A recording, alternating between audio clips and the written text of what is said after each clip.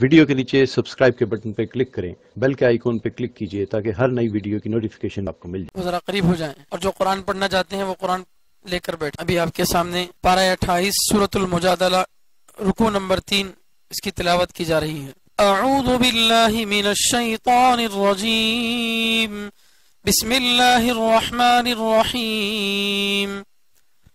ألم تر إلى الذين تولوا قوما غضب الله عليهم ما هم منكم ولا منهم ويحلفون على الكذب وهم يعلمون أعد الله لهم عذابا شديدا إنهم ساء ما كانوا يعملون اتخذوا أيمانهم جنة فصدوا عن سبيل الله فلهم عذاب مهين لا تغني عنهم أموالهم ولا أولادهم من الله شيئا أولئك أصحاب النار هم فيها خالدون يوم يبعثهم الله جميعا فيحلفون له كما يحلفون لكم ويحسبون أنهم على شيء ألا إنهم هم الكاذبون استحوذ عليهم الشيطان فأنساهم ذكر الله أولئك حزب الشيطان ألا إن حزب الشيطان هم الخاسرون إن الذين يحادون الله ورسوله أولئك في الأذلين كتب الله لأغلبن أنا ورسلي إن الله قوي عزيز لا تجد قوما يؤمنون بالله واليوم الآخر يوادون من حاد الله ورسوله ولو كانوا آباءهم أو أبناءهم أو إخوانهم أو عشيرتهم أولئك كتب في قلوبهم الإيمان وأيدهم بروح منه ويدخلهم جنات تجري من تحتها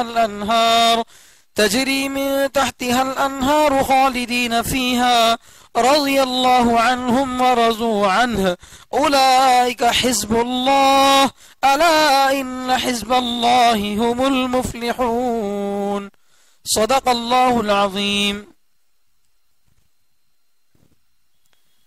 ابھی جو آیتیں آپ کے سامنے پڑھی گئی ہیں، ان آیتوں میں اللہ تبارک و تعالی خاص طور پر منافقوں کے بارے میں بتا رہے کہ منافق دوغلا پن اختیار کرتے ہیں اور مسلمانوں کو دھوکہ دینے کی کوشش کرتے ہیں، اور یہ سمجھتے ہیں کہ اس طرح کر کے وہ دنیا میں مسلمانوں کو بیوقوف بنا دیے اور آخرت میں اللہ کے عذاب سے بھی بچ جائیں گے۔ چنانچہ وہ کل قیامت کے دن بھی اللہ کے سامنے جھوٹی قسمیں کھائیں گے کہ اللہ ہم پکے مومن تھے، اور اس طرح کر کے وہ سمجھتے ہیں کہ ہم دنیا میں بھی فائدے میں آخرت میں بھی فائدے میں ہیں، ایسا سمجھتے ہیں۔ تو اللہ تبارک و تعالیٰ جو ہے واضح اعلان کر دے رہے ہیں کہ ایسا ہونے والا نہیں ہے، یہ شیطان کا لشکر ہے، شیطان کا جو انجام ہے اس کے لشکر کا بھی وہی انجام ہوگا۔ اور اللہ تعالیٰ فیصلے کے طور پر فرما رہے ہیں کہ چاہے کوئی کتنی مکاری کر لے، کتنی چال بازی کر لے، غالب تو اللہ اور اس کے رسول ہی رہیں گے، اللہ اور اس کے پیغمبر ہی غالب رہیں گے اور باقی مغلوب ہو جائیں گے۔ اور آگے اللہ تعالیٰ یہ بتا رہے ہیں کہ ایک مومن کو کیسا ہونا چاہیے، اللہ کی محبت سب پر غالب ہو، اللہ کی محبت کے آگے اس کے ماں باپ کی، اولاد کی اور مال کی محبت اس پر غالب نہ آئے۔ اگر ایسا کوئی ہوگا تو یہ اللہ کے لشکر میں سے ہے اور اللہ کا لشکر کامیاب ہوگا۔ چنانچہ دیکھیے فرماتے ہیں اللہ تعالیٰ، الم ترى، اے نبی کیا آپ نے نہیں دیکھا، الی الذین، ان لوگوں کو، تولوا، جنہوں نے دوستی کی، قوما، ایسی قوم سے، ایسے لوگوں سے، غضب اللہ علیہم، جن پر اللہ غصہ ہوئے، جن سے اللہ ناراض ہوئے، ایسے لوگوں سے دوستی کرنے والوں کو کیا آپ نے نہیں دیکھا؟ ما ہم منکم، نہیں ہے وہ منافق تم میں سے، ایمان والوں میں سے، ولا منہم، اور نہ وہ ان یہودیوں میں سے ہیں، ویحلفون، اور وہ قسم کھاتے ہیں، علی الکذب، جھوٹی بات پر، وہم یعلمون، جبکہ وہ جانتے ہیں، جبکہ وہ جانتے ہیں۔ اعد اللہ لہم عذابا شدیدا، اللہ نے تیار کر رکھا ہے ان کے لیے سخت عذاب. انہم یقیناً وہ لوگ، ساء بہت برا ہے، ما وہ کام، کانو یعملون جو وہ کرتے ہیں، یقیناً ان کا کام بہت ہی برا ہے. اتخذوا انہوں نے بنا لیا، ایمانہم اپنی قسموں کو، جنتن ڈھال، انہوں نے اپنی جھوٹی قسموں کو ڈھال بنا لیا. فصدوا چنانچہ انہوں نے روکا، عن سبیل اللہ اللہ کے راستے سے، چنانچہ اللہ کے راستے سے دوسرے لوگوں کو انہوں نے کیا روکا. فلہم عذاب مہین چنانچہ ان کے لیے ذلیل کرنے والا عذاب ہے. لا تغنی عنہم ہرگز کام نہیں آئے گا ان کے، اموالہم ان کے مال، ہرگز کام نہیں آئیں گے ان کے مال، ولا اولادہم اور نہ ان کی اولاد ان کو کام آئے گی، من اللہ شیئا اللہ سے کچھ بھی، اللہ کے مقابلے میں ان کی اولاد اور ان کا مال ان کے ہرگز کچھ کام نہیں آئے گا. اولئک اصحاب النار یہ لوگ جہنم والے ہیں، ہم فیہا خالدون وہ اس میں ہمیشہ رہنے والے ہیں. یوم یبعثہم اللہ جمیعا جس دن اللہ تعالیٰ ان سب کو اٹھائیں گے، مرنے کے بعد دوبارہ زندہ کریں گے. فیحلفون تو وہ قسم کھائیں گے، لہو اللہ کے سامنے، کما جیسا کہ یحلفون وہ قسم کھاتے ہیں، لکم تمہارے سامنے. جس دن اللہ تعالیٰ ان کو قبروں سے زندہ کریں گے تو وہ اللہ کے سامنے بھی ایسی جھوٹی قسمیں کھائیں گے جیسے تمہارے سامنے دنیا میں جھوٹی قسمیں کھاتے تھے. وَيَحْسَبُونَ اور وہ سمجھتے ہیں، أَنَّهُمْ عَلَى شَيْءٍ کہ وہ کسی چیز پر ہیں، یعنی انہوں نے کوئی بڑا کام کر لیا ایسا سمجھتے ہیں. الا سنو، انہم ہم الکاذبون یقیناً یہی لوگ جھوٹے ہیں، یہی لوگ جھوٹے ہیں. استحوذ قابو پا لیا، غالب آ گیا، علیہم الشیطان ان پر شیطان غالب آ گیا، شیطان ان پر قابو پا لیا. فآساہم چنانچہ شیطان نے ان کو بھلا دیا، ذکر اللہ اللہ کی یاد شیطان نے ان کو بھلا دیا، اللہ کو یاد کرنا چھڑا دیا.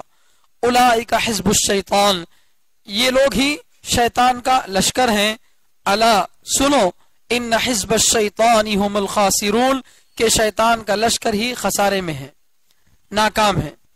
ان الذین یقیناً وہ لوگ جو کہ یحادون مخالفت کرتے ہیں، اللہ کی، ورسولہ اور اس کے رسول کی، یقیناً جو لوگ اللہ اور اس کے رسول کی مخالفت کرتے ہیں، اولئک فی الاذلین یقیناً یہی لوگ جو ہیں ذلیل ہیں. کتب اللہ نے لکھ دیا، اللہ نے طے کر دیا، لأغلبن انا کہ میں ضرور غالب آؤں گا، ورسولی اور میرے پیغمبر غالب آئیں گے، میں اور میرے پیغمبر ہی غالب آئیں گے، یہ اللہ نے طے کر دیا ہے. ان اللہ یقیناً اللہ قوی زور آور ہیں، طاقتور ہیں، عزیز زبردست ہیں. لا تجدو تم نہیں پاؤ گے، قوما ایسی قوم کو، یؤمنون باللہ جو اللہ پر ایمان رکھتے ہوں، والیوم الآخری اور آخرت کے دن پر ایمان رکھتے ہوں، یوادون کہ وہ دل سے دوستی کرتے ہوں، من ایسے لوگوں سے، حاد اللہ ورسولہ جو اللہ اور اس کے رسول سے مخالفت کرتے ہوں. اے نبی آپ نہیں پائیں گے ایسے لوگوں کو جو اللہ پر آخرت کے دن پر ایمان بھی رکھتے ہوں اور پھر اللہ کے دشمنوں سے دلی دوستی بھی رکھتے ہوں، ایسے ایمان والوں کو آپ نہیں پائیں گے. وَلَوْ كَانُوا آبَاهُمْ اگرچہ وہ ان کے باپ ہی کیوں نہ ہو، باپ دادا ہی کیوں نہ ہو، او ابناءہم یا ان کے بیٹے ہی کیوں نہ ہو، او اخوانہم یا ان کے بھائی کیوں نہ ہو، او عشیرتہم یا ان کا کنبہ ہی کیوں نہ ہو، ان کا خاندان ہی کیوں نہ ہو. اولئک یہ لوگ کتب فی قلوبہم الایمان اللہ نے ان کے دل میں ایمان کو لکھ دیا، ثابت کر دیا. وَأَيَّدَهُمْ اور اللہ نے ان کی مدد کی، بِرُوحٍ مِّنْهِ اپنے فضل سے، اپنی جانب سے فضل سے اللہ نے ان کی مدد کی، اپنے نور سے اللہ نے ان کی مدد کی. وَيُدْخِلُهُمْ اور اللہ ان کو داخل کریں گے، جناتٍ ایسے باغات میں، تجری بہتی ہیں، من تحتها جس کے نیچے، الانہار نہریں، ندیاں جس کے نیچے بہتی ہیں، خالدین فیہا جہاں وہ ہمیشہ رہنے والے ہیں، جس میں وہ ہمیشہ رہنے والے ہیں. رضی اللہ، اللہ راضی ہو گیا، عنہم، ان سے، ورضو، اور وہ بھی راضی ہو گئے، عنہ، اللہ سے. اولئک حزب اللہ، یہی لوگ اللہ کا لشکر ہیں، اللہ کی پارٹی ہیں. الا، سنو، ان حزب اللہ، یقینا اللہ کا لشکر، اللہ کی پارٹی، ہم المفلحون، وہی کامیاب ہونے والے ہیں. یہ ان آیتوں کا ترجمہ ہے.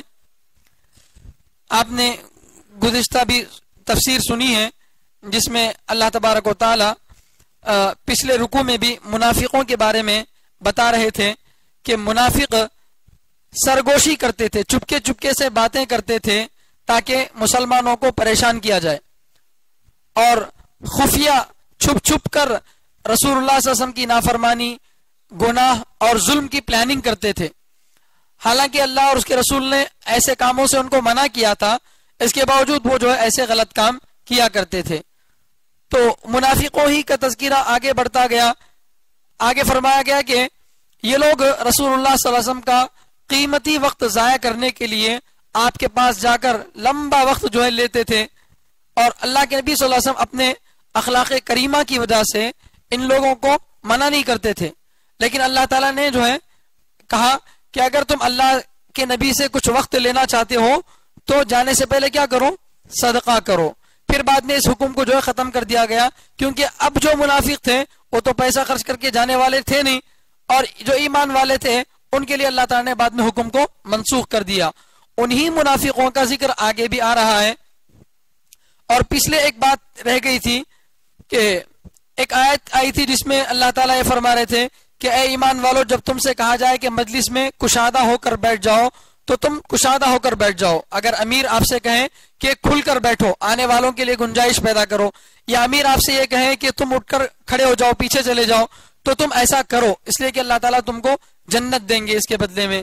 تو یہاں ایک بات یہ ہے کہ جو مجلس کا ذمہ دار ہے وہ اٹھا سکتا ہے کسی کو، لیکن آنے والا شخص کسی کو اس کی جگہ سے نہیں اٹھا سکتا.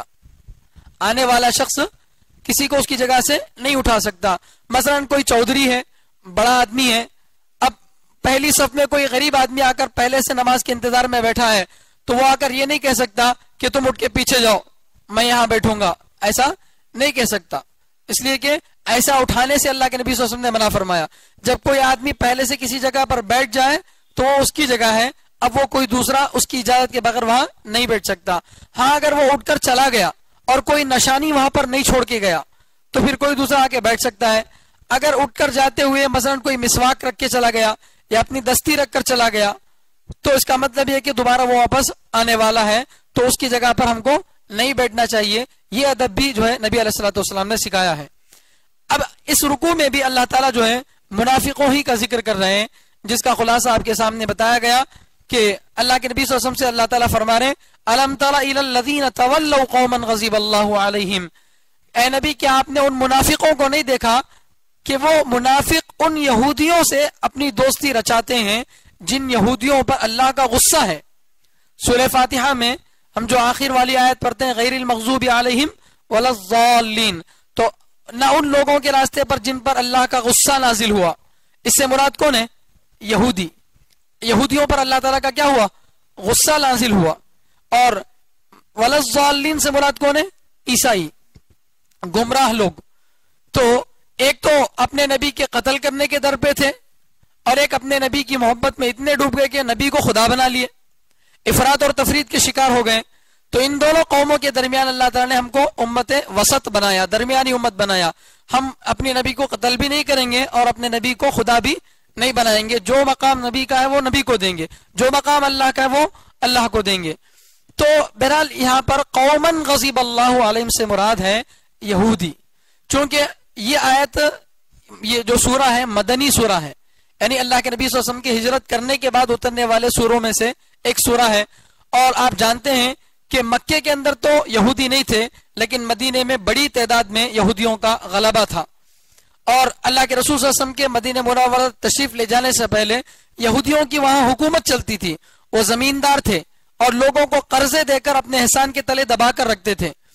تو لہٰذا یہ لوگ جو ہے کیا کیے یہودی، شروع میں تو اللہ کے رسول صلی اللہ علیہ وسلم کی کھلم کھلا مخالفت کرنے کی کوشش کیے اور قریش سے مل کر جنگ جو ہے احد کی گئی اور دوسری جنگیں بھی کی گئی جس میں انہوں نے قریش کو اکسایا کہ تم باہر سے آ کر حملہ کرو، ہم اندر سے حملہ کریں گے. خندق کی لڑائی بھی ہوئی. تو اس طرح سے بہت مرتبہ انہوں نے جو ہے کھلم کھلا مسلمانوں کو دھوکہ دینے کی، مسلمانوں کو ختم کرنے کی کوشش کی. لیکن جب ان کی کوششیں ناکام ہو گئیں تو انہوں نے وہی دوغلاپن اختیار کیا کہ ہم جب کھل کر مسلمانوں کو نقصان نہیں پہنچا سکتے ہیں تو کیوں نہ ہم مسلمانوں کے بھیس میں مسلمانوں میں گھس کر ان کو نقصان نہ پہنچائیں. چنانچہ انہوں نے جو ہے مسلمانوں کا لبادہ اوڑھ کر مسلمانوں میں جو ہے شامل ہو کر مسلمانوں کو کھوکھلا کرنا شروع کیا اور مسلمانوں کی راز کی باتوں کو اپنے لوگوں کے تک جو پہنچاتے تھے. ایسے ہی لوگوں کو ہم منافق بولتے ہیں. منافق جو ہوتے ہیں وہ صرف زبان سے کلمہ پڑھتے ہیں، دل سے کلمہ نہیں مانتے، اللہ کو اور رسول اللہ کو دل سے نہیں مانتے تھے. تو یہ منافق جو ہے ان کی عادت بتائی جا رہی ہے کہ یہ لوگ کیا کرتے ہیں، یہودیوں سے دلی دوستی کرتے ہیں. قومن علم تر الی الذین تولوا کے معنی دوستی کرنا. تو اے نبی کیا آپ نے نہیں دیکھا ایسے لوگوں کو جو دوستی کرتے ہیں ایسے لوگوں سے جن پر اللہ ناراض ہوا. یہودیوں سے یہ لوگ دوستی کرتے ہیں. پھر آگے اللہ تعالیٰ فرما رہے ہیں منافقوں کے بارے میں کہ یہ منافق نہ تم مسلمانوں میں سے ہیں اور نہ ان یہودیوں میں سے ہیں. مسلمانوں میں سے اس لیے نہیں ہے کیونکہ وہ دل سے اللہ کو نہیں مانتے. ایمان 3 چیزوں کا نام ہے. ایمان 3 چیزوں کا نام ہے. تصدیق بالجنان، دل سے اللہ کو اور رسول اللہ کو ماننا. اقرار باللسان، زبان سے اس کا اقرار کرنا. عمل بالارکان، اور اپنے اعضاء کے ذریعے سے اس پر عمل کرنا. تو ان 3 چیزوں کا مجمع کیا ہے؟ ایمان ہے. دل سے بھی آدمی مانے، زبان سے اقرار بھی کرے اور اپنے عمل سے کیا کرے؟ اپنے مسلمان ہونے کو ظاہر کرے. یہ لوگ کیا کرتے تھے؟ ظاہری طور پر نماز میں شامل ہوتے تھے، ظاہری طور پر کلمہ پڑھتے تھے، لیکن دل سے تصدیق نہیں کرتے تھے. تو اس لیے یہ منافق جو ہے مسلمان نہیں ہے. تو اللہ فرما رہے ما ہم منکم، یہ منافق تم لوگوں میں سے، مسلمانوں میں سے نہیں ہے. چلو ٹھیک ہے، مسلمانوں میں سے نہیں ہے تو کیا یہودی ہے؟ ولا منہم، وہ ان میں سے بھی نہیں ہے، یہودیوں میں سے بھی نہیں ہے. کیوں؟ اس لیے کہ وہ اپنے آپ کو کیا کہتے ہیں؟ مسلمان کہتے ہیں. وہ اپنے آپ کو کیا کہتے ہیں؟ مسلمان. ان کے نام مسلمانوں کے جیسے ہیں. وہ مسجد میں آتے ہیں، رسول اللہ صلی اللہ علیہ وسلم کی مجلس میں بیٹھتے ہیں، نماز میں شریک ہوتے ہیں. ظاہر بات ہے یہودی تو یہ کام نہیں کرے گا. تو وہ جو نہ تم میں سے ہے نہ ان میں سے ہیں، آدھا تیتر آدھا بٹیر، ان کا قصہ ہے.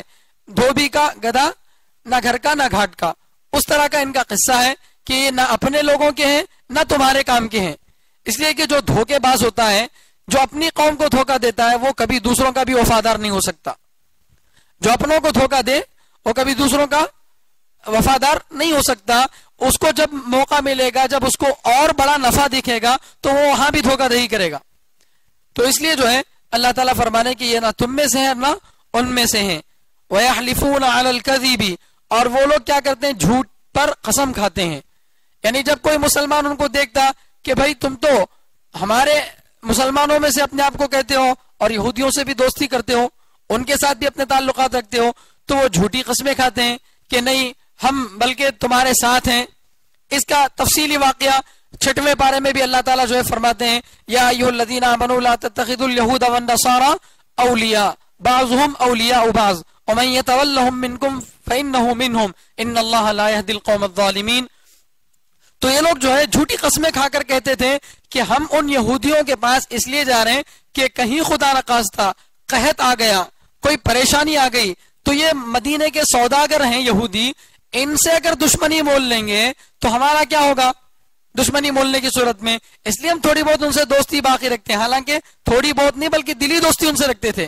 تو جھوٹی باتوں پر قسم کھاتے تھے، اپنے مومن ہونے پر جھوٹی قسم کھاتے تھے.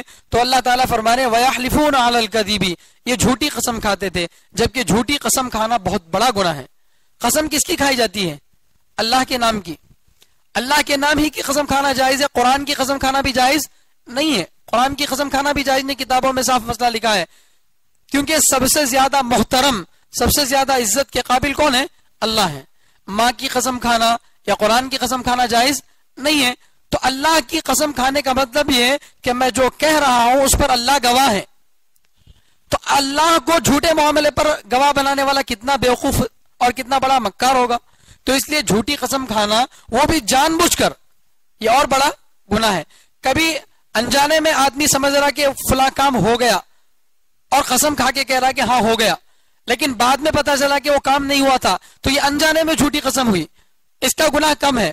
لیکن جان بوجھ کر جھوٹی قسم کھانا بہت بڑا گناہ ہے. قرآن کریم میں اللہ تعالیٰ فرما رہے لا یؤاخذکم اللہ باللغو فی ایمانکم ولکن یؤاخذکم بما عقدتم الایمان, اور ایک جگہ فرما رہے بما کسبت قلوبکم.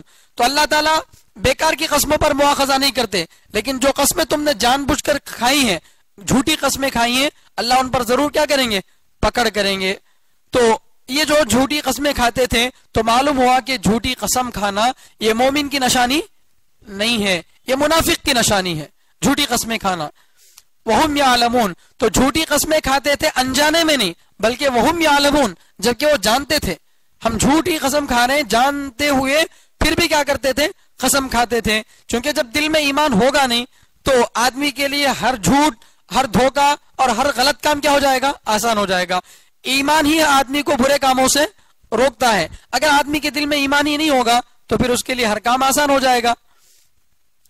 اب اللہ تعالیٰ فرماتے ہیں کہ یہ لوگ جو ہے جھوٹی قسمیں کھا کر یہ سمجھتے ہیں کہ ہم نے مسلمانوں کو بیوقوف بنا دیا, مسلمانوں کو الو بنا دیا. حالانکہ اللہ تعالیٰ دنیا میں ان کو رسوا کریں گے لیکن آخرت میں ان کے لیے بہت بڑا عذاب تیار کر کے رکھے ہیں. اسی کی تحدید اور اسی کو اللہ تعالیٰ آگے ذکر کر رہے ہیں کہ اعد اللہ لہم, اللہ نے تیار کر رکھا ہے عذابا شدیدا, ان کے لیے سخت عذاب. اللہ تعالیٰ پہلے ہی سے ان کے لیے سخت عذاب تیار کر رکھا ہے. ایسا نہیں کہ وہ جائیں گے تو جب ان کو عذاب تب کا تب ان کے لیے دہکایا جائے گا, نہیں, بلکہ دہکا کر بہت زیادہ گرم جہنم ان کے لیے رکھا اللہ تعالیٰ نے رکھا ہے.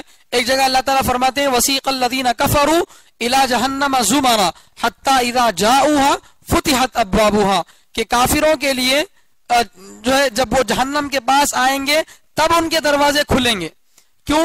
اگر وقت سے پہلے جہنم کے دروازے کھلیں گے تو جہنم کی تھوڑی گرمی باہر چلی جائے گی اور سزا تھوڑی سی کم ہو جائے گی. اس لیے جب وہ آئیں گے تو دروازے کھلیں گے.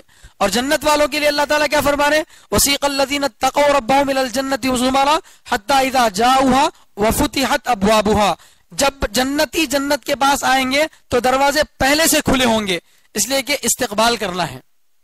جنتیوں کے استقبال کے لیے جنت کے دروازے پہلے سے کھلے ہوں گے, اور جہنمیوں کے عذاب میں شدت پیدا کرنے کے لیے, سختی پیدا کرنے کے لیے آئیں گے تو تب دروازے کھلیں گے تاکہ گرمی باہر نہ جائے.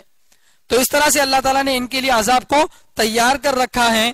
انہم ساء ما کانوا یعملون, یہ جو کام کرتے تھے برے کام, دھوکہ دینا اور جھوٹی قسمیں کھانا اور رسول اللہ صلی اللہ علیہ وسلم کی مخالفت کرنا, ان سب کاموں کے بارے میں اللہ فرماتے ہیں کہ یہ جو کچھ کرتے تھے وہ بہت برا ہے. اور جھوٹی بات کر کر بھی آدمی بچے گا کب؟ اگر اس کا جھوٹ کھلم کھلا پکڑا گیا اور وہ جھوٹ کا اقرار کر لیا تو پھر آدمی پکڑا جائے گا. لیکن جھوٹ بولنے کے باوجود بھی آدمی کب پکڑا نہیں جاتا؟ جبکہ آدمی غلط بولے, جھوٹ بولے, کوئی غلط کام کرے, پھر بھی اپنی بات کو نہ مانے, اپنے گناہ کو قبول نہ کرے, بلکہ اس پر جھوٹی قسمیں کھائے کہ میں نے نہیں کہا ہے, میں نے نہیں کیا ہے. ایسا اگر غلط قسم کھاتا ہے تو دنیا میں وقتی طور پر یہ جھوٹی قسم ڈھال بن جاتی ہے. دنیا میں وقتی طور پر اس کے لیے جھوٹی قسم کیا بن جاتی ہے؟ ڈھال بن جاتی ہے.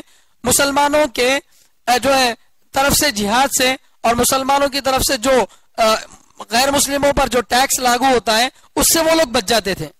ان کو مسلمانوں میں شامل ہونے کا مقصد یہ نہیں تھا کہ مسلمان اچھے ہیں یا اسلام اچھا ہے اس لیے نہیں شامل ہوتے تھے, بلکہ وہ یہ سمجھتے تھے کہ اگر ہم مسلمان نہیں بنیں گے تو ہم کو مسلمانوں سے لڑنا پڑے گا یا پھر مسلمانوں کو ٹیکس دینا پڑے گا. تو مسلمانوں کے تلوار سے اور مسلمانوں کے ٹیکس سے بچنے کے لیے وہ لوگ جو ہے اپنی جھوٹی قسموں کو ڈھال بنا کر رکھے تھے. اسی کو اللہ فرمانے اتخذوا ایمانہم جنتن, انہوں نے اپنی جھوٹی قسموں کو ڈھال بنا رکھا ہے. فصدوا عن سبیل اللہ, چنانچہ انہوں نے اللہ کے راستے سے روکا. جھوٹی قسمیں کھا کر لوگوں کو ایمان میں داخل ہونے سے کیا کرتے تھے؟ روکتے تھے. اس طرح سے جو ہے مسلمانوں کا نقصان کرنے کی کوشش کرتے تھے فَلَهُمْ عَذَابٌ مُهِينٌ، اللہ فرماتے ہیں کہ ایسا کام کر کے وہ بچیں گے نہیں، بلکہ ان کے لیے بڑا ذلیل کرنے والا عذاب ہے، ذلت آمیز عذاب اللہ تعالیٰ ان کے لیے رکھے ہیں۔ اب آگے اللہ تعالیٰ یہ بتا رہے ہیں آگے کی آیت میں کہ وہ لوگ جھوٹی قسمیں کیوں کھاتے تھے، اپنے آپ کو ظاہراً مسلمان بتاتے تھے، حقیقتاً وہ یہودی تھے، ایسا کیوں کرتے تھے؟ وہ اس لیے کرتے تھے تاکہ ان کے مال محفوظ ہو جائیں، مسلمان ان کے مال پر ٹیکس نہ لگائیں، اور اس لیے قسمیں کھاتے تھے تاکہ ان کی آل اولاد کو محفوظ رکھا جا سکے، ان کے بچوں کو محفوظ رکھا جا سکے۔ تو اس لیے وہ کیا کرتے تھے، جھوٹی قسمیں کھاتے تھے تاکہ مسلمانوں سے جہاد کر کے ہمارے خاندان کا نقصان نہ ہو اور ان سے مخالفت کر کے ہمارے مال کا نقصان نہ ہو۔ تو جس مال اور جس اولاد کے خاطر انہوں نے جھوٹ بولا تھا، اللہ اور اس کے رسول کی مخالفت مول لی تھی، اللہ تعالیٰ فرما رہے ہیں کہ یہ مال بھی ان کے کام نہیں آئے گا، یہ اولاد بھی ان کے کام نہیں آئے گی۔ آگے اللہ فرما رہے ہیں لن تغنی عنہم، ہرگز کام نہیں آئیں گے ان کے، اموالہم، ان کے مال، ولا اولادہم، اور نہ ان کی اولاد، من اللہ شیئا، اللہ سے کچھ بھی، اللہ کے عذاب سے ان کے مال اور ان کی اولاد کچھ بھی کام نہیں آئیں گے۔ اللہ کے فرشتے جو عذاب کے ہیں وہ کسی سے رشوت نہیں لیتے، اور اللہ کے فرشتوں جو عذاب کے فرشتے ہیں ویسے مضبوط ہیں کہ دنیا کا طاقتور سے طاقتور انسان بھی ان کا مقابلہ نہیں کر سکتا۔ ابو لہب جو ہے اسی خوش فہمی میں تھا کہ اگر خدا نخواستہ محمد صلی اللہ علیہ وسلم جیسے کہہ رہے ہیں کہ اللہ کو اور رسول اللہ کو نہ ماننے کی صورت میں عذاب آئے گا، اگر بالفرض عذاب آ گیا، عذاب کے فرشتے آ گئے، تو میں فرشتوں کو مال دے کر چھڑا لوں گا اپنی جان۔ یا کہتا تھا کہ میرے بھی بیٹے ہیں، نوجوان بیٹے ہیں، میں اپنے نوجوان بیٹوں کو فرشتوں کے مقابلے میں کر دوں گا، ایسا کہتا تھا۔ تو اس کا بھی جواب قرآن نے کیا دیا، ما اغنا عنہ مالہ وما کسب، اس کو اس کا مال بھی کام نہیں آیا، اس کی اولاد بھی کام نہیں آئی۔ مال سے مراد جو ہے اولاد ہے، تو اس کی اولاد اور اس کا مال اس کو کام نہیں آیا۔ تو وہی بات اللہ تعالیٰ ان کے بارے میں بھی کہہ رہے ہیں کہ لن تغنی عنہم اموالہم ولا اولادہم من اللہ شیئا، ان کو ان کا مال اور ان کی اولاد اللہ سے کچھ بھی کام نہیں آئیں گے ہرگز۔ اولئک اصحاب النار، یہ جہنم والے لوگ ہیں، ان کا ٹھکانہ کیا ہے، جہنم ہے، ان کو تو جانا ہی ہے جہنم میں۔ بہرحال وہ چاہے جھوٹی قسمیں کھائے نہ کھائے، ان کو تو جہنم میں جانا ہے اللہ کی مخالفت کی وجہ سے۔ ہم فیہا خالدون، اور وہ بھی جہنم میں کچھ دنوں کے لیے، کچھ سالوں کے لیے نہیں، بلکہ وہ اس میں ہمیشہ ہمیش رہنے والے ہیں۔ حضرت مولا اشرف علی تھانوی رحمۃ اللہ علیہ نے ایک جگہ لکھا ہے کہ اگر جنتی کو یہ معلوم ہو جائے کہ دنیا میں جتنے ذرے ہیں، دنیا میں جتنے کنکر ہیں، اتنے کنکر کے برابر سال آدمی جنت میں رہے گا، اس کے بعد جنت سے اس کو نکال دیا جائے گا۔ دنیا میں کتنے کنکر ہیں گن سکتے ہیں، لیکن مان لو کہ اگر اللہ نے یہ کہا کہ دنیا میں جتنے کنکر ہیں ان کنکروں کے بقدر جتنے سال بنیں گے اتنے سال تم کو جنت میں رہنے کا موقع دیں گے، بعد میں تم کو جنت سے نکلنا پڑے گا، تو جنت میں جانے کے بعد بھی جنت کی خوشی محسوس نہیں ہوگی، اس لیے کہ وہ کنکر کسی نہ کسی دن تو ختم ہوں گے، کسی نہ کسی دن تو ختم ہوں گے۔ اور اسی طرح اگر جہنم میں جانے والے کو یہ معلوم ہو کہ دنیا میں جتنے کنکر ہیں اتنے کنکر کے بقدر سال تم کو جہنم میں رہنا ہے، اس کے بعد جہنم سے چھٹکارا مل جائے گا، تو جہنم کا عذاب اس کے لیے ہلکا لگے گا، اس لیے کہ وہ یہ سوچے گا کہ چلو کوئی نہ کوئی دن تو آئے گا اپنے چھٹکارے کا، کسی نہ کسی دن تو نکل جائیں گے۔ اس لیے قرآن کریم نے جہاں جہنم کا ذکر کیا یا جہاں جنت کا وعدہ کیا وہاں خلود کا ذکر کیا ہے، یعنی جنت میں جائیں گے تو ہمیشہ کے لیے، اور جہنم میں جائیں گے تو بھی ہمیشہ کے لیے۔ ہم فیہا خالدون، وہ اس میں ہمیشہ رہنے والے ہیں۔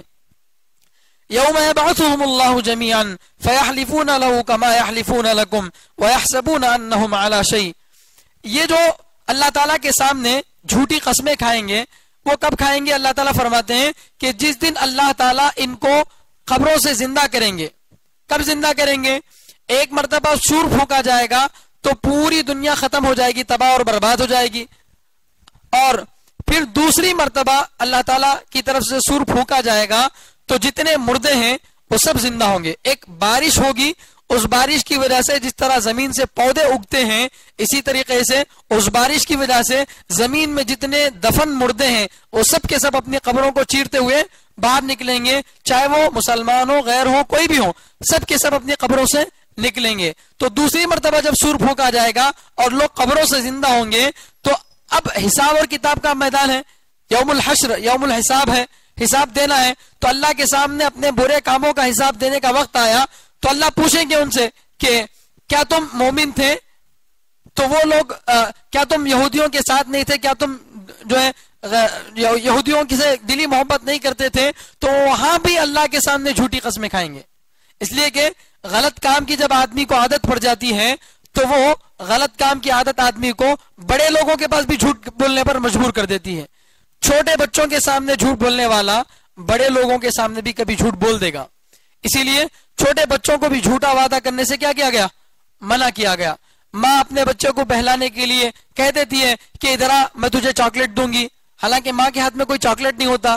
بچہ جب آتا ہے دیکھتا ہے کہ ماں کے ہاتھ میں چاکلیٹ نہیں ہے تو ماں پر سے اس کا اعتماد نکل جاتا ہے۔ اب یہ جھوٹ کی عادت اگر اس کے اندر باقی رہے، اسی طرح بولتی رہے، تو یہ عورت کسی دن بڑے لوگوں کے سامنے بھی جھوٹ بول دے گی، اس لیے کہ عادت جب پڑتی ہے تو وہ جڑ پکڑ جاتی ہے۔ تو انہوں نے دنیا میں رہ کر ہر وقت مسلمانوں کے سامنے جھوٹی قسمیں کھائی تھی، تو اللہ کے سامنے بھی کیا کریں گے؟ جھوٹی قسمیں کھائیں گے اور سمجھیں گے کہ جیسے دنیا میں بچ گئے آخرت میں بھی کیا ہو جائیں گے؟ بچ جائیں گے۔ چنانچہ وہ اللہ کے سامنے قسمیں کھائیں گے، فَيَحْلِفُونَ لَهُ، چنانچہ وہ اللہ کے سامنے جھوٹی قسمیں کھائیں گے، كَمَا يَحْلِفُونَ لَكُمْ، جیسا کہ دنیا میں تمہارے سامنے کیا کرتے تھے؟ جھوٹی قسمیں کھاتے تھے۔ وَيَحْسَبُونَ أَنَّهُمْ عَلَى شَيْءٍ، اور وہ سمجھتے ہیں کہ وہ کسی چیز پر ہیں، یعنی ایسا جھوٹی قسمیں کھا کر وہ سمجھیں گے کہ شاید ہمارا کچھ تو بن جائے گا، ہمارا بیڑا پار ہو جائے گا، ایسا سمجھیں گے۔ اللہ تعالیٰ کو سب چیزوں کا علم ہے، غیب کا علم اللہ تعالیٰ کو ہے، اسی لیے اللہ تعالیٰ فرما رہے ہیں چاہے وہ اپنی زبان سے جھوٹ بولیں لیکن اپنے جھوٹ کا اقرار نہ کریں لیکن ہے تو وہ جھوٹے۔ الا انہم ہم الکاذبون، سنو کہ یہی جھوٹے لوگ ہیں۔ یہ جھوٹ بولنے کی جو عادت ان کے اندر اتنی آ گئی کہ وہ مسلمانوں کے سامنے جھوٹ بول رہے ہیں، رسول اللہ صلی اللہ علیہ وسلم کے سامنے جھوٹ بول رہے ہیں، یہاں تک کہ اللہ کے سامنے بھی جھوٹ بول رہے ہیں۔ یہ ان کے اندر اتنی بری عادت کیسے آ گئی؟ تو اس کا جواب آگے آیت میں دیا جا رہا ہے کہ اصل میں شیطان ان پر غالب آ گیا، شیطان ان پر غالب آ گیا، اتنا غالب آ گیا کہ اب وہ اللہ کو یاد ہی نہیں رکھے۔ استحوذ علیہم الشیطان، شیطان ان پر غالب آ گیا، ان پر مسلط ہو گیا، ان پر قابو پا لیا۔ فانساہم ذکر اللہ، پھر شیطان نے ان کو اللہ کے ذکر سے غافل کر دیا، اللہ کے ذکر سے غافل کر دیا۔ اللہ کے ذکر کا مطلب کیا؟ اللہ اللہ سبحان اللہ کہنا یہ مطلب نہیں ہے، بلکہ اللہ کو یاد رکھنا۔ کوئی بھی کام آدمی کر رہا ہو تو اس کام کے وقت میں اگر آدمی اللہ کا خیال رکھے، اللہ کا دھیان رکھے کہ میں جو کام کر رہا ہوں صحیح ہے یا غلط ہے، اگر میں غلط کروں گا تو اللہ مجھے دیکھیں گے، مجھے پکڑ کریں گے، یہ اگر تصور آدمی رکھے، اللہ کا دھیان اگر رکھے، ذکر اللہ آدمی کے دل میں ہمیشہ ہو تو پھر وہ آدمی کبھی غلط نہیں کر سکتا۔ ذکر کا مطلب صرف زبان سے ذکر نہیں کرنا۔ چنانچہ ابھی کچھ دن پہلے ایک بہت بڑے بزرگ آئے تھے کرنول میں، حیدرآباد کے حضرت مولانا شاہ جمال الرحمن صاحب دامت برکاتہم، تو حضرت کہہ رہے تھے کہ بہت سارے لوگ جو ذکر کرتے ہیں، صبح شام کی تسبیحات پوری کر رہے ہیں، لیکن پھر بھی دل کو اطمینان نہیں مل رہا، پھر بھی بے چین ہے، دل بے چین ہے، پریشان ہے، حالات درست نہیں ہو رہے ہیں۔ تو بہت سارے لوگ جو ہے حضرت کے سامنے، حضرت چونکہ بہت بڑے اللہ والے ہیں تو ان سے آ کر مریدین جو کہتے ہیں کہ حضرت آپ نے جو وظیفہ بتایا سارے وظیفے ہم نے کر لیے، ساری صورتیں ہم نے پڑھ لی، نماز پڑھ رہے ہیں، سب کچھ کر رہے ہیں، لیکن پھر بھی دل کو اطمینان نہیں مل رہا، چین نہیں مل رہا ہے۔ تو حضرت اپنے مریدین سے یہ کہتے ہیں کہ بھئی ذکر کا مطلب تم نے یہ سمجھ رکھا ہے کہ 100 مرتبہ استغفر اللہ پڑھ لیے، نہ دل میں نہ دماغ میں تصور ہے اپنے گناہوں کی شرمندگی کا، نہ اس کا مطلب ہم کو سمجھ میں آ رہا ہے، بس زبان سے طوطے کی طرح ایک رٹ لگا دیے اور اپنے ذکر کو پورا کر لیے۔ اگرچہ یہ ذکر بھی ضائع نہیں ہوگا، اس کا ثواب اللہ ضرور دیں گے، مگر ایسے ذکر سے دلوں کو اطمینان نہیں ملے گا۔ جس ذکر سے دلوں کو اطمینان ملے گا وہ کون سا ذکر ہے کہ آدمی اللہ کو ہر وقت اپنے تصور میں رکھے، اپنے خیال میں رکھے کہ میں جو بھی کام کر رہا ہوں اس کام سے اللہ راضی ہوں گے یا ناراض ہوں گے، اللہ کا استحضار رہے گا، یہ اصل میں ذکر ہے۔ تو اللہ تعالیٰ فرماتے ہیں کہ ان کو شیطان نے کیا کر دیا؟ اللہ کے ذکر سے غافل کر دیا. اولئک حزب الشیطان. جب یہ شیطان ان پر غالب آ گیا اور شیطان کے ہو کر رہ گئے تو اللہ فرما رہے یہ شیطان کا لشکر ہے. کون؟ منافق کیا ہے؟ شیطان کا لشکر ہے. اور ظاہر بات ہے امیر لشکر جہاں ہوگا لشکر بھی وہی ہوگا، امیر جہاں ہوگا لشکر بھی وہی ہوگا. تو اسی لیے اللہ فرما رہے کہ الا ان حزب الشیطان هم الخاسرون، کہ شیطان کا لشکر ناکام ہونے والا ہے، وہ خسارے میں پڑنے والا ہے. اور آگے اللہ تعالیٰ ایک قاعدے کے طور پر آیت بتا رہے ہیں کہ سن لو، انہوں نے یہودیوں نے منافقوں نے اللہ اور اس کے رسول کی مخالفت کی اور دنیا میں تھوڑی بہت اگرچہ تھوڑا بہت مال کما لیا، تھوڑا بہت اپنی جان اور مال کو بچا لیے، لیکن سنو کہ یہ حقیقت میں عزت والے نہیں ہو سکتے، یہ ذلیل ہیں. ان الذین یحادون اللہ ورسولہ، یقیناً وہ لوگ جو اللہ اور اس کے رسول کی مخالفت کرتے ہیں، اولئک فی الاذلین، یہ ذلیل ہو کر رہیں گے، یہ ذلیل ہو کر رہیں گے. چنانچہ آپ ہی کے لکھنؤ کے اندر واقعہ پیش آیا، جو کیا نام ہے اس کا، جتیندر تیاگی، جس کا پہلا نام وسیم رضوی تھا. وہ خبیث اپنے آپ کو مسلمان کہتا تھا اور مسلمان کہہ کر بھی صحابہ پر کیچڑ اچھالتا تھا اور اسلام کے حکام پر اعتراض کرتا تھا. یہاں تک کہ ایک وقت آیا کہ اس نے نعوذ باللہ قرآن کریم سے جو ہے کئی آیتوں کو مٹانے کا کام کیا، ان کو ہٹانے کا کام کیا.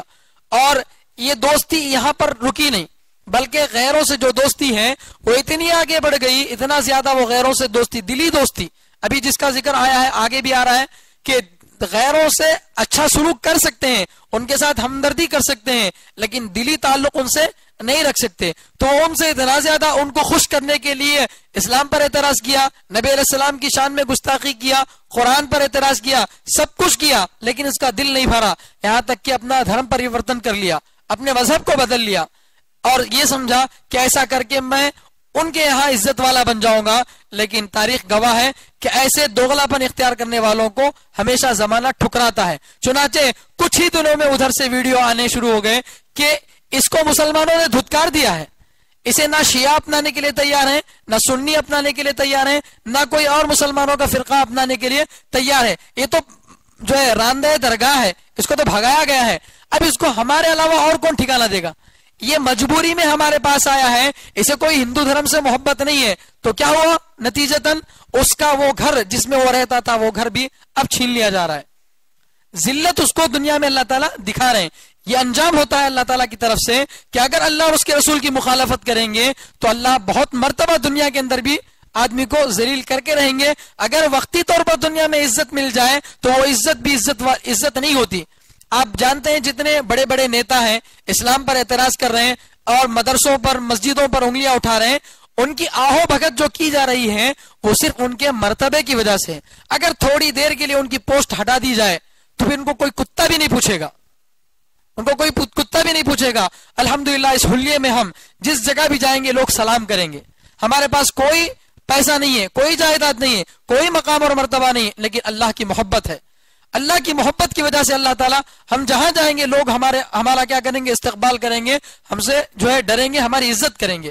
تو اللہ تعالیٰ قاعدہ بتا رہے ہیں کہ یاد رکھو جو بھی اللہ اور اس کے رسول کی مخالفت کرے گا اولئک فی الاذلین، اللہ کا فیصلہ ہے اسے عزت کبھی نہیں ملے گی، وہ ذلیل لوگوں میں سے ہوں گے. کتب اللہ لاغلبن انا ورسولی ان اللہ قوی عزیز. آگے اللہ تعالیٰ فرما رہے ہیں اللہ نے لکھ دیا، اللہ نے طے کر دیا، اللہ کا یہ فیصلہ ہے کہ غالب تو میں رہوں گا اور میرے پیغمبر رہیں گے. یہ اللہ کا فیصلہ ہے. دیکھیے یہ تو ہمیشہ غالب اور حق پر کون ہے؟ اللہ اور اللہ کے پیغمبر. ہر زمانے میں کسی بھی زمانے کو آپ اٹھا لیجئے. لیکن چونکہ دنیا دارالامتحان ہے، یہاں اللہ تعالیٰ جو ہے امتحان لینے کے لیے ہم کو یہاں پر بھیجے ہیں. تو اس لیے اگر ایسا ہوتا دنیا میں کہ ہر وقت مسلمانوں ہی کو کامیابی مل رہی ہے، جہاں مسلمان جا رہا ہے وہاں پر آبادی ہو رہی ہے اور جو بھی مسلمان چاہ رہا ہے وہ سب کام ہو جا رہے ہیں، تو پھر کوئی غیر مسلم باقی رہے گا دنیا میں؟ کوئی غیر مسلم باقی رہے گا نہیں. وہ یہ سوچے گا کہ بھئی ان کو ماننے میں ہماری دنیا کی ترقی ہے، ان کو ماننے میں ہمارا فائدہ ہے، چلو چاہے اللہ کو ہمارا دل نہ قبول کرتا ہو، چاہے اسلام کو ہمارا دل پسند نہ کرتا ہو، لیکن ان کو ماننے میں ہمارا فائدہ ہے، چنانچہ وقتی طور پر چلے جاتے ہیں۔ کتنے غیر مسلم ہیں اپنا نام بدل کر سعودی میں، دبئی میں اور بڑے بڑے اسلامی ملکوں میں جا کر جو ہے نوکریاں کر رہے ہیں۔ میں خود ایسے لوگوں کو جانتا ہوں جو اپنا نام مسلمان رکھ کر عیسائی ہیں اور جا کر وہاں پر کمپنی میں کام کر رہے ہیں۔ کیوں؟ اس لیے کہ ان کو معلوم ہے کہ اگر میں اپنا اصلی نام ظاہر کر دوں گا، اصلی چہرہ ظاہر کر دوں گا تو دنیاوی نفع حاصل نہیں ہوگا۔ تو اللہ تعالیٰ چونکہ دنیا کو دارالامتحان بنایا ہے، اس لیے یہاں پر ہمیشہ ہماری کامیابی نہیں ملتی، ہم کو کامیابی نہیں ملتی۔ چنانچہ بخاری شریف کی بالکل شروعات میں تیسرے صفحے میں ایک بڑی حدیث ہے باب الوحی کے اندر، جس میں حضرت ابو سفیان رضی اللہ تعالیٰ جو بعد میں جا کر صحابی بنے، اس وقت تک ابھی اسلام قبول نہیں کیے تھے، بادشاہ نے ہرقل نے ان کو بلا کر جو ہے بہت سارے سوالات کیے، بہت لمبی حدیث ہے۔ اس میں اس نے جو ہے پیغمبر اسلام کے بارے میں، رسول اللہ صلی اللہ علیہ وسلم کے بارے میں بہت سارے سوالات کیے کہ تمہارے پیغمبر کیسے ہیں، میں اس کے بارے میں تم سے کچھ سوال کروں گا، اس کا ٹھیک ٹھیک جواب دینا۔ اور پیچھے لوگوں کو کہا کہ اگر یہ کچھ بھی غلط کہے تو تم اس کی نفی کر دینا، اس کو جھوٹا ثابت کر دینا۔ چنانچہ ابو سفیان کو سامنے بٹھایا گیا اور بادشاہ جو ہے ہرقل ان سے سوال کر رہا تھا۔ تو اس میں سے ایک سوال یہ تھا کہ تمہاری اور مسلمانوں کی کبھی لڑائی ہوتی ہے تو اس کا نتیجہ کیا ہوتا ہے؟ تمہاری اور مسلمانوں کی لڑائی ہوتی ہے تو اس کا نتیجہ کیا ہوتا ہے؟ تو ابو سفیان نے جواب دیا الحرب بیننا وبینہم سجال، کہ ہمارے اور ان کے درمیان جب لڑائی ہوتی ہے تو ڈول کی باری جیسے کنویں میں ہوتی ہے کہ ایک مرتبہ میں ڈول ڈالا اور میں ایک ڈول کا پانی لے لیا، اگلی مرتبہ آپ ڈول ڈالیں گے، اس پانی کو آپ لیں گے۔ ایسا نہیں کہ پہلے میں اپنا پورا گھر بھر لوں گا تب جا کے آپ کو دوں گا، ایسا نہیں ہوتا۔ ارے سرکاری جو نل ہوتے ہیں، سرکاری جو جگہ ہوتی ہیں پانی کی، وہاں پر لوگ کیا کرتے ہیں، اپنا ایک ایک گھڑا بھرتے ہیں۔ میرا اپنا ایک گھڑا بھرے گا، پھر دوسرے کا بھرے گا، پھر بھرے گا، پھر تب میری جب باری آئے گی تب جا کر میرا گھڑا بنے گا۔ ایسا نہیں کہ پہلے میری پوری باری آ جائے پھر دوسروں کی باری، ایسا نہیں ہوتا۔ تو ابو سفیان نے اس وقت کہا تھا کہ ہمارے اور مسلمانوں کے درمیان لڑائی ہوتی ہے تو باری باری ہماری کامیابی ملتی ہے۔ چنانچہ پہلی جنگ کون سی ہوئی؟ جنگ بدر۔ جنگ بدر میں اللہ تعالیٰ نے کامیابی کس کو دی؟ مسلمانوں کو کامیابی دی۔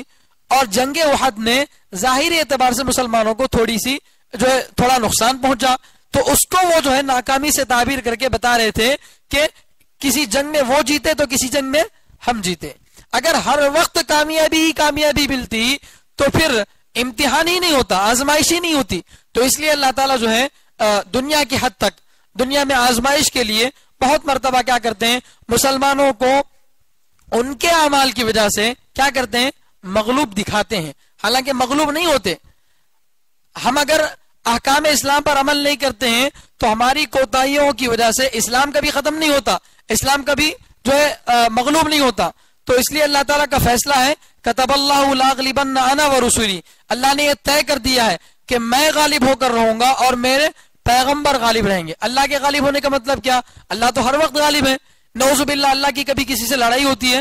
اللہ تعالیٰ اپنا نام یہاں پر بس ایسے ہی ذکر کر رہے ہیں، نبیوں کے ساتھ اپنا نام ذکر کر رہے ہیں نبیوں کی شان میں اضافہ کرنے کے لیے کہ نبیوں کے ساتھ میں ہوں، ورنہ اصل میں پیغمبر اور پیغمبر کے ماننے والوں کے بارے میں اللہ تعالیٰ بتانا چاہ رہے ہیں کہ دنیا کے اندر ہر وقت نتیجہ اور خلاصہ اگر آپ دیکھیں گے تو کامیابی کس کو ملے گی؟ کس کو ملے گی؟ نبی اور نبی کے ماننے والوں کو ملے گی۔ چنانچہ تاریخ میں بے شمار واقعات آپ کو معلوم ہے، فرعون جابر ظالم ایسا زبردست جو ہے حکومت رکھنے والا، ایسا لشکر رکھنے والا بادشاہ تھا، اور مسلمانوں پر، بنی اسرائیل پر بے شمار اس نے مظالم کیے اور لمبے زمانے تک ان کو غلام بنا کر رکھا، لیکن تاریخ گواہ ہے کہ وہ بالکل سمندر میں بے موت مرا اور اس کا لشکر بھی اس کو کام نہیں آیا، اس کی حکومت بھی اس کو کام نہیں آئی۔ نمرود کا واقعہ آپ کے سامنے ہے، ایک لنگڑے مچھر کے ذریعے سے اللہ تعالیٰ نے اس کو کیا کر دیا، شکست دکھا دیا۔ تو ایسا ہر زمانے میں ہوا ہے، ابو جہل کو لے لو، ابو لہب کو لے لو، جتنے بھی جو ہے مشرکوں کے سردار ہیں، اللہ تعالیٰ انجام ان کو جو ہے ان کا بہت برا رکھا ہے، جتنے بھی لوگوں نے جو ہے اسلام کی مخالفت کی، اور آخر کار اللہ تعالیٰ عزت کس کو دیں گے؟ اسلام کو دیں گے۔ اور آج جو ملک کے اندر حالات بگڑتے ہوئے ہم کو نظر آ رہے ہیں، ہر جگہ غیروں کا غلبہ نظر آ رہا ہے، اس سے ہم کو پریشان ہونے کی ضرورت نہیں، اس لیے کہ کہیں نہ کہیں ہمارے اعمال میں خرابی ہے جس کی وجہ سے ایسے حالات آ رہے ہیں. انشاءاللہ جب مسلمان جاگ جائیں گے, صحیح طریقے سے رسول اللہ صلی اللہ علیہ وسلم کی سنتوں کو اپنا لیں گے, تو پھر وہ دن ضرور آئے گا. حضرت شاہ ولی اللہ محدث دہلوی رحمۃ اللہ علیہ لکھتے ہیں کہ جب ہندوستان پر پوری طرح سے ہندوؤں کا غلبہ ہو جائے تو اللہ کی حکمت کا تقاضا ہے کہ اللہ تعالیٰ ان کے سرداروں کو ایمان کی ہدایت دیں گے, پھر ان کے ذریعے سے اللہ تعالیٰ پورے عالم کے اندر ہدایت کے فیصلے کریں گے. اللہ تعالیٰ ایک دوسری جگہ فرما رہے ہیں کہ اے ایمان والو تم یہودیوں اور عیسائیوں سے دلی دوستی مت کرو, اگر تم ان سے دلی دوستی کرو گے تو اللہ کو تمہاری کوئی ضرورت نہیں ہے. اللہ کو تمہاری کوئی ضرورت نہیں ہے. اللہ تعالیٰ ایک اور قوم کو لائیں گے, یحبہم و یحبونہ اذلۃ علی المؤمنین عزۃ علی الکافرین. اللہ فرماتے ہیں کہ اگر تم میری مخالفت کرو گے, تمہاری مخالفت سے میرے اور میرے اسلام کا نقصان ہونے والا نہیں ہے. میں قوم بدل دوں گا, کسی اور کو لاؤں گا, اور وہ قوم جو ہے دشمنوں کے مقابلے میں سخت ہوگی اور اپنے لوگوں کے درمیان نرم ہوگی. تو یہ جو ہے اللہ تعالیٰ فرما رہے ہیں کہ فیصلہ اور خلاصہ یہ ہے کہ اللہ اور اس کے رسول اور اس کے ماننے والے ہی ہمیشہ غالب رہیں گے. اس لیے اللہ کی ذات پر ہم کو کیا ہونا چاہیے؟ بھروسہ ہونا چاہیے. وقتی طور پر حالات اگرچہ ہمارے موافق نہیں ہیں, لیکن ضرور انشاءاللہ ایک نہ ایک دن حالات موافق ہو جائیں گے. یہ منافق دوغلا پن اسی لیے اختیار کرتے تھے کیونکہ ابھی اسلام کا شروع کا زمانہ تھا, تو ان لوگوں کو ابھی سمجھ میں نہیں آ رہا تھا کہ غلبہ کس کو ملے گا, کامیابی کس کو ملے گی. تو اس لیے وہ نہ پورے طور سے مسلمانوں کے بن کے تھے, نہ وہ پورے طور سے یہودیوں کے بن کے تھے. اس لیے کہ ہمارے ہاں ایک مثال بتائی جاتی ہے, دیوار پر جو بلی بیٹھی ہے وہ کب کدھر کود سکتی ہے نہیں معلوم. تو وہ دیوار پر کی بلی جو ہے بن کر بیٹھے تھے. اگر یہودیوں کا غلبہ ہوگا تو ہم کہیں گے کہ ہم تو تمہارے ہی ساتھ تھے, اگر مسلمانوں کا غلبہ ہوگا تو کہیں گے کہ ہم تو تمہارے ہی ساتھ تھے. اس طرح سے جو ہے دوغلا پن اختیار کرتے تھے. مگر اسلام ایسا نہیں چلے گا, اس کا نام اسلام نہیں ہے. آدمی کو ہر اچھی اور بری حالت میں, خوشحالی اور بری حالت میں اسلام پر جم کر رہنا ہوگا, تبھی جا کر اس کو غلبہ ملے گا. ان اللہ قوی عزیز. غلبہ کیوں ملے گا ایمان والوں کو اور اس کے رسولوں کو, اللہ کے رسولوں کو؟ اس لیے کہ اللہ ہی طاقتور ہیں, اللہ ہی زبردست ہیں. اب جب منافقوں کا ذکر آیا کہ اللہ تعالیٰ ان کو ذلیل کریں گے, جو اللہ کی اور اس کے رسول کی مخالفت کریں گے ان کو ذلیل کریں گے, تو اس کا اپوزٹ کیا نکلا کہ جو اللہ اور اس کے رسول سے محبت کریں گے ان کو عزت ملے گی. مخالفت کرنے والوں کو جب ذلت ملتی ہے تو محبت کرنے والوں کو کیا ملتی ہے؟ عزت ملتی ہے. چنانچہ اسی عزت کا ذکر یہاں پر اللہ تعالیٰ کر رہے ہیں. لا تجد قوما, اے نبی آپ نہیں پائیں گے کوئی ایسی قوم, یؤمنون باللہ والیوم الاخر, جو صحیح معنی میں اللہ پر بھی ایمان رکھے, آخرت کے دن پر بھی ایمان رکھے, یوادون من حاد اللہ ورسولہ, اور پھر بھی وہ اللہ اور اس کے رسول کی مخالفت کرنے والوں سے دلی دوستی رکھے. ایسا ہرگز نہیں ہو سکتا. ایک ہی دل میں ایمان اور کفر کی محبت جمع نہیں ہو سکتی. اس دل میں محبت تو صرف اللہ کی رہے گی. ہاں, کافروں کے ساتھ حسن سلوک, ان کے ساتھ اچھا معاملہ کرنا, ان کے ساتھ ہمدردی کرنا, ان کی مدد کرنا, یہ تو اللہ کے رسول صلی اللہ علیہ وسلم کی سیرت سے ثابت ہے. اللہ تعالیٰ ایک جگہ فرما رہے ہیں, لا ينهاكم الله عن الذين لم يقاتلوكم في الدين ولم يخرجوكم من دياركم ان تبروهم وتقسطوا اليهم, کہ جو لوگ تمہاری مخالفت نہیں کرتے, تم سے جنگ نہیں لڑتے, اللہ تعالیٰ ایسے لوگوں کے ساتھ اچھا سلوک کرنے سے تم کو منع نہیں کرتے, اور ان کے ساتھ انصاف کرنے سے اللہ منع نہیں کرتے. ان کے ساتھ انصاف کرو, اگر وہ تمہاری مخالفت نہیں کرتے, تم سے لڑنے کے لیے نہیں آتے ہیں, تو ان کے ساتھ اچھا سلوک کرو اور ان کے ساتھ انصاف کرو, اللہ منع نہیں کرتے. تو کسی غیر مسلم کے ساتھ انصاف کرنے کا مطلب یہ نہیں ہے کہ اس کی دل سے محبت کی جائے, اس لیے کہ دل سے محبت تو صرف اللہ سے کی جا سکتی ہے. دل سے محبت, انما ولیکم اللہ ورسولہ, تمہارا دوست تو صرف اللہ ہے. حقیقت میں ہم کو دوستی کس سے کرنی چاہیے؟ اللہ سے. اور اللہ نے کہا اسی لیے رسول اللہ صلی اللہ علیہ وسلم سے محبت کریں گے, کیونکہ اللہ سے جب محبت ہوگی تو خود اس کے رسول سے بھی محبت ہوگی. اور آگے اللہ فرمانے, ولیکم اللہ ورسولہ والذین آمنوا الذین یقیمون الصلاۃ ویؤتون الزکاۃ وہم راکعون, اور ان سچے پکے ایمان والوں سے تمہاری دوستی جائز ہے جو اللہ پر ایمان بھی لاتے ہوں, نماز بھی پڑھتے ہوں, زکات بھی دیتے ہوں. اگر کوئی مسلمان نام کا مسلمان ہے, نام سلمان رکھ لیا, نام کچھ اور رکھ لیا, لیکن اسلام کے اعمال سے دور ہے, بالکل اسلام کے مخالف کام کر رہا ہے, شرکیہ کام کر رہا ہے, تو ایسے سے بھی دلی محبت جائز نہیں ہے. چاہے وہ اپنے آپ کو مسلمان ظاہر کرے, لیکن اس سے محبت جائز نہیں ہے.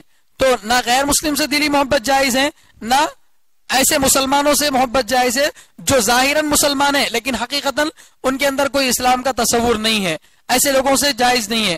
آپ یہ سوچیں گے کہ بھئی ایسے لوگوں سے اگر دشمنی مول لیں گے تو کیا ہوگا؟ کچھ نہیں ہوگا۔ جب تک مسلمانوں نے اور مسلمانوں کے بادشاہوں نے اس اصول کو اپنایا، خلفائے راشدین کو لے لیجئے، اس کے بعد کے مسلمان بادشاہوں کو لے لیے، وہ دوسروں کے ساتھ اچھا سلوک تو کرتے تھے لیکن ان سے دلی محبت نہیں کرتے تھے، تب تک مسلمان اور اسلامی حکومتیں باقی تھیں۔ جب محبت کے نام پر سیاست، ہمارے جو سیاست دان ہیں آج کبھی اپنی پارٹی کو مصالحت میں ملانے کے لیے تیار نہیں ہوں گے۔ اگر آپ کی پارٹی کچھ اور ہے، میری پارٹی کچھ اور ہے، تو یہ کبھی اپنی پارٹی کو آپس میں نہیں ملائیں گے۔ اتحاد آئے گا تو صرف غیر مسلم اور مسلمان کے بارے میں آئے گا، اور ایسے کام وہ جو ملک کے اندر ہیں، ہم مذہبی جو ہے جمہوری ملک کے اندر ہیں، ایسی باتیں بول کر وہ سارے کام کر جاتے ہیں جو نہیں کرنے چاہیے تھے۔ غیر مسلموں کو خوش کرنے کے لیے مندر میں جا کر ماتھا ٹیک دیا، اپنے ماتھے پر تلک لگا لیے، ایسے کام کرتے ہیں، یہ کام جائز نہیں ہے، اس لیے کہ اس کا مطلب یہ کہ آپ دل سے اس کو محبت کر رہے ہیں، تو ایسے کام جائز نہیں ہے۔ ان سے ہمدردی کی جا سکتی ہے، ان کی مدد کی جا سکتی ہے، انسان ہونے کے ناطے جو ان کے ساتھ اچھا سلوک کیا جا سکتا ہے وہ سب جائز ہے اور یہ سنت ہے، لیکن دلی محبت جائز نہیں ہے۔ تو اللہ فرمانے کہ کوئی بندہ مومن بھی ہو اور وہ غیروں سے، اللہ اور اس کے رسول کے دشمنوں سے دلی محبت بھی کرے، ایسا نہیں ہوگا، اور اگر کوئی کرتا ہے تو اس کا مطلب ہے کہ وہ مومن نہیں ہے۔ کوئی غیروں سے دلی محبت کرتا ہے تو اس کا مطلب یہ کہ وہ مومن نہیں ہے۔ چنانچہ کچھ صحابہ کے بارے میں کتابوں میں لکھا ہے کہ حضرت ابو عبیدہ بن جراح رضی اللہ تعالیٰ عنہ جنگ احد میں اپنے ہی باپ کو اپنے ہاتھوں سے قتل کر دیے، اپنے باپ کو اپنے ہاتھوں سے قتل کر دیے۔ حضرت مصعب بن عمیر رضی اللہ تعالیٰ عنہ اپنے بھائی کو، اور حضرت عمر رضی اللہ تعالیٰ اپنے ماموں کو، علی رضی اللہ تعالیٰ اپنے رشتہ داروں کو، ایسے بہت سارے واقعات آپ کو جو ہے کتابوں میں ملیں گے کہ صحابہ نے یہ ثابت کر کے دکھایا کہ ہمارے دلوں میں محبت غالب ہے تو صرف اللہ کی، اللہ کے علاوہ کسی اور کی محبت ہمارے اندر غالب نہیں ہے۔ فطری طور پر اولاد سے محبت ہوتی ہے، مال سے محبت ہوتی ہے، لیکن جب دین اور اولاد کا دونوں کے درمیان ٹکراؤ ہو، کس کو ترجیح دی جائے، تو اس وقت میں ترجیح کس کو ہونی چاہیے؟ اللہ کو ہونی چاہیے۔ یہی بات جو ہے فرما رہے کہ وَلَوْ كَانُوا آبَاءَهُمْ، تو وہ غیروں سے، اللہ اور اس کے رسول کے دشمنوں سے محبت نہیں کرتے، چاہے وہ غیر ان کے خود باپ دادا ہی کیوں نہ ہو، غیر چاہے باپ دادا ہی کیوں نہ ہو، باپ ہونے کے ناطے غیر مسلم باپ سے اچھا سلوک کرنا چاہیے۔ قرآن نے اس کا حکم دیا ہے، نبی علیہ السلام نے اپنے حدیثوں میں بتایا ہے کہ غیر مسلم بھی باپ ہو، ماں ہو، تو ان کے ساتھ اچھا سلوک کرنا چاہیے، لیکن ان سے دلی محبت جائز نہیں ہے۔ وَأَبْنَاهُمْ، چاہے بیٹے ہوں، اپنی اولاد ہی کیوں نہ ہو، تب بھی ان سے محبت جائز نہیں ہے۔ او اخوانہم، یا ان کے بھائی ہوں، او عشیرتہم، یا ان کے کنبے والے ہوں، خاندان والے ہوں، جیسے حضرت علی رضی اللہ تعالیٰ نے اپنے ہی خاندان والوں کو قتل کیا اللہ کی محبت کے لیے۔ چنانچہ جو ہے ایسا ہی آدمی ہوتا ہے ایمان والا، اللہ کی محبت اس کے اندر غالب ہوتی ہے۔ آگے اللہ تعالیٰ فرمانے اولئک کتب فی قلوبہم الایمان، ایسے لوگوں کے دلوں میں اللہ نے ایمان کو ثابت کر دیا، ان کے دلوں میں ایمان مضبوط جم گیا۔ وَأَيَّدَهُمْ بِرُوحٍ مِّنْ، اللہ اپنی طرف سے نور کے ذریعے سے ان کی مدد کرتے ہیں۔ اللہ کی طرف سے نور، اللہ کی طرف سے فضل ہوتا ہے، اللہ تعالیٰ ان کی مدد کرتے ہیں کیونکہ انہوں نے جو ہے اپنے اندر اللہ کی محبت کو غالب رکھا۔ یہ تو دنیا میں اللہ تعالیٰ ان کی مدد کریں گے، آخرت میں کیا بدلہ ملے گا؟ وَيُدْخِلُهُمْ جَنَّاتٍ، اللہ آخرت میں ان کو ایسے باغات میں داخل کریں گے، تجری من تحتها الانہار، جس کے نیچے ندیاں بہتی ہیں۔ جنت میں پانی پینے کے لیے آدمی کو پیاس کی تو پیاس ہی لگے گی نہیں، پیاس ہی لگے گی نہیں، بھوک کا تقاضا نہیں ہوگا، تو جب پیاس لگے گی نہیں تو پانی کا انتظام نہ ہو تو بھی چلے گا، یا تھوڑا بہت انتظام ہو تو بھی چلے گا، لیکن اللہ تعالیٰ ایک ایک جنتی کے پینے کے لیے ایک ٹینک نہیں اور ایک جو ہے بڑا سا ٹینکر نہیں، بلکہ ندیاں اس کے لیے بہاتے ہیں، اور جس میں وہ ہمیشہ رہیں گے۔ اس سے پہلے بھی تفسیر میں بات آئی ہے کہ جنت کی نعمتوں کا جہاں ذکر آتا ہے، جنت میں ایسے پھل ہوں گے، جنت میں ایسی نہریں ہوں گی، تو یہ وہ باتیں ہیں جو ہم سمجھ سکتے ہیں، ایسی نعمتوں کو اللہ تعالیٰ ذکر کرتے ہیں جو ہم سمجھ سکتے ہیں، لیکن جو نعمتیں ہم سمجھ نہیں سکتے ایسی نعمتوں کو اللہ تعالیٰ ذکر نہیں کرتے، ورنہ جنت تو ہمارے تصور سے باہر ہے۔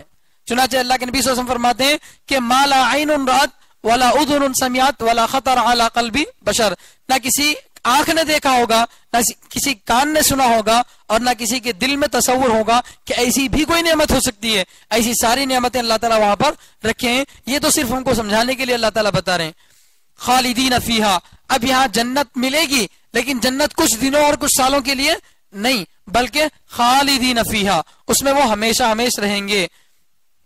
यहाँ एक और बात बताकर मैं अपनी बात को मुकम्मल करता हूं कि आमाल जो जन्नत का जो बदला इंसान को मिलेगा या काफिर को जहन्नम का जो बदला मिल रहा है वो हमेशा का है। जैसे कि अभी बताया गया, जहन्नम में जाएगा तो हमेशा के लिए काफिर, और मोमिन जन्नत में जाएगा तो हमेशा के लिए। यहाँ कुछ ईसाई लोग एतराज करते हैं मुसलमानों पर कि तुम्हारा अल्लाह कितना बेरहम है, नौजुबिल्ला, कि वो सिर्फ 60-70 साल की जिंदगी अल्लाह की नाफरमानी किया, तो होना तो ही चाहिए था कि 60-70 साल उसको क्या करे, सजा दे, बाद में अल्लाह ताला उसको क्या करते, जहन्नम से निकाले। लेकिन तुम्हारा अल्लाह तो कहता है कि हमेशा उसको जहन्नम में डालेंगे। ये नाइंसाफी हुई, ऐसा कहते हैं, और भोले भाले मुसलमान उनके इस जाल में फंसते हैं। जबकि हजरत मौलाना अशरफी थानवी रहमतुल्लाह ने लिखा है कि जन्नत या जहन्नम का जो बदला मिलता है वो आदमी की नीयत की वजह से मिलता है। सजा कभी जुर्म के वक्त के एतबार से नहीं होती। कोई आदमी किसी को 2 मिनट में गन से ठोक दिया, गन से फायर करके मार दिया, तो क्या कोर्ट सिर्फ 2 मिनट की सजा सुनाता है? उसे तो उम्र कैद की सजा सुनाता है, उसे फांसी की सजा सुनाता है। अगर वो कहे कि मैं तो सिर्फ 2 मिनट उसको तकलीफ दिया था, आप मुझे जिंदगी भर क्यों तकलीफ दे रहे हैं, तो क्या जवाब होगा? अगर तुमको छोड़ दिया जाए तो तुम और लोगों को कत्ल करोगे। तो सजा जो दी जाती है वो नीयत पर दी जाती है, जुर्म के वक्त पर नहीं। तो मोमिन 60 साल नहीं 600 साल भी उसको जिंदगी मिल जाती तो वो अल्लाह पर ईमान लाता, और काफिर चाहे उसको 1000 बरस भी उम्र दी जाती तो वो अल्लाह का इनकार करता। चूंकि ये हमेशा अल्लाह के इनकार की नीयत पर मरा है, इसलिए इसको हमेशा की जहन्नम है, और ये हमेशा अल्लाह ताला पर ईमान लाने की नीयत से मरा है, इसलिए इसको हमेशा की जन्नत है। खालिदीन फीहा रज़ी अल्लाहु अन्हुम व रज़ू अन, जन्नत में जाएंगे, लेकिन अल्लाह अगर नाराज होंगे तो उस नेमत का क्या फायदा? घर में अगर खाने पीने को सब कुछ मिल रहा है लेकिन बाप राजी नहीं है, बाप हमसे बात नहीं कर रहे हैं और हमको हमारी तरफ नहीं देख रहे हैं, तो खाने पीने में कोई मजा आएगा? नहीं। बाप अगर राजी हो, चाहे नेमतों में कुछ कमी हो जाए, लेकिन आदमी का दिल मुतमईन होगा, तो अल्लाह ताला फरमा रहे जन्नत में नेमतें मिलेंगी, साथ साथ अल्लाह ताला की तरफ से रजामंदी का भी ऐलान है। रज़ी अल्लाहु अन्हुम व रज़ू अन, अल्लाह उनसे राजी और वो उनसे अल्लाह से राजी। अल्लाह की तरफ से रजामंदी का ऐलान है, और ये भी अल्लाह से राजी होंगे, यानी अपने अमाल में अल्लाह ताला की रजामंदी को चाहेंगे। उलाइका हिज़्बुल्लाह, यही लोग अल्लाह की जमात है, अल्लाह की पार्टी है। अला इन्ना हिज़्बल्लाहि हुमुल मुफ्लिहून, अल्लाह की पार्टी, अल्लाह का लश्कर ही क्या होंगे? कामयाब होकर रहेंगे। अल्लाह ताला से दुआ है कि अल्लाह ताला हम सबको हिज़्बुल्लाह में शामिल फरमाए, हिज़्बुश शैतान वाले अमल से अल्लाह ताला हमारी हिफाजत फरमाए, और जो कुछ कहा गया अमल करने वाली बातों पर अमल करने की तौफीक अता फरमाए। सुब्हानल्लाहि व बिहम्दिही, सुब्हानकल्लाहुम्मा व बिहम्दिक, व नशहदु अल्ला इलाहा इल्ला अंत, व नस्तगफिरुका व नतूबु इलैक।